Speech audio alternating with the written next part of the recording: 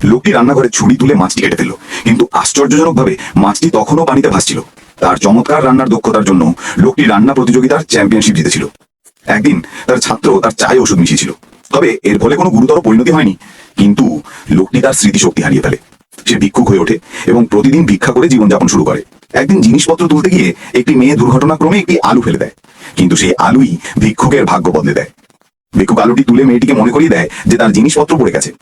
মেয়েটি দেখলো যে ভিক্ষুকটি হৃদয়বান। সে তাকে তার কাছে রাখতে চেয়েছিল এবং তাকে রান্নাঘরে নিয়ে গিয়েছিল। সে তাকে ছোট ছোট কাজ করতে বলেছিল, কিন্তু সবাই তাকে তুচ্ছ মনে করেছিল। তাকে সবচেয়ে নোংরা এবং সবচেয়ে ক্লান্তিকর কাজ দেওয়া হয়েছিল। যখন রাধুনী তাকে মাংস কাটতে বলল, আশ্চর্যজনকভাবে সে যে মাংসের টুকরোগুলো কেটেছিল তার সবগুলোই ঠিক একই দৈর্ঘ্যের ছিল। সবাই তার চরিত্র দক্ষতার প্রশংসা করেছিল এবং বলেছিল যে এমনকি প্রধান রাঁধুনিও তার সামনে দাঁড়াতে পারেনি।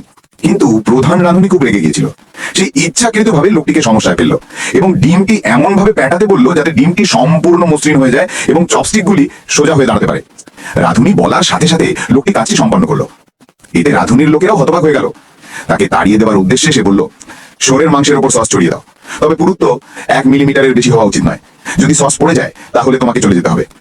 কিন্তু লোকটি সরাসরি সসে মাংস ঢেলে দিল। তারপর তার ভেতরের শক্তি দিয়ে সে অতিরিক্ত সস শুকিয়ে ফেললো। এরপরে সে জোরে জোরে টেবিলে থাপ্পড় মারল। প্রস্তুত মাংসের সমস্ত টুকরো বাতাসে সুন্দরভাবে সাজানো হয়েছিল এবং এক ফোঁটা সসও পড়েনি। প্রধান রাঁধুনি তাকে থাকতে দিতে চাননি, কিন্তু যখন লোকটি সমস্ত শর্ত পূরণ করলো তখন তাকে রাজি হতে হলো। একই সময়ে একজন কঠিন গ্রাহক সম্পর্কে জড়িয়ে পড়ল। সে খাবার এবং পানীয় সম্পর্কে খুব বিরক্ত ছিল। প্রধান রাঁধুনি মিষ্টি টক পাঁজরের একটি প্লেট তৈরি করে লোকটিকে এটি পরিবেশন করতে বলল, কিন্তু লোকটি দেখলো যে সসটি খুব ঘন। এটা অবশ্যই গ্রাহকের স্বাদ নষ্ট করবে। এই কথা শুনে রাঁধুনি খুব রেগে গেলেন। তিনি লোকটিকে ধমক দিলেন যে তার খাবারের সমালোচনা করার কোনো অধিকার তার নেই। ঠিক সেই মুহূর্তে মেয়েটি রান্নাঘরে এসে বলল যে খাবারটি দ্রুত পরিবেশন করা উচিত। সে সরাসরি মিষ্টি টক পাঁজর বের করে দিল। এই ধরনের মালিক ভাবছিলেন যে গ্রাহক এই খাবারটি পছন্দ করেছেন, কিন্তু গ্রাহক তৎক্ষণাৎ থুতু দিয়ে তা বের করে দিলেন। তিনি বললেন যে এই খাবারটির স্বাদ খুব খারাপ।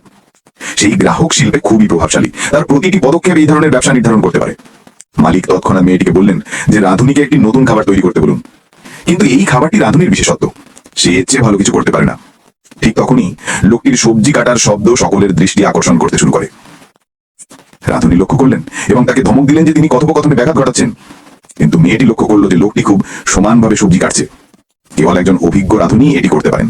তাই তিনি লোকটিকে খাবারটি তৈরি করতে দেওয়ার সিদ্ধান্ত নেন। কিছুক্ষণের মধ্যে লোকটির তৈরি খাবারটি গ্রাহকের সামনে রাখা হয়। গ্রাহক থালাটির চেহারা দেখে সন্তুষ্ট ছিলেন না। ঠিক তখনই লোকটি একটি হাতুড়ি তুলে থালাটির চারপাশে মোড়ানো কাদামাটি ভেঙে ফেলে। সুগন্ধে পুরো হল ভরে গেল এবং সুগন্ধটি ফিনিক্সের মতো বাতাসে ভেসে উঠল। গ্রাহকরা খাওয়ার জন্য অধীর আগ্রহে অপেক্ষা করতে পারলেন না। কিন্তু তারপরে আরেকটি দুর্ভাগ্যজনক ঘটনা ঘটল।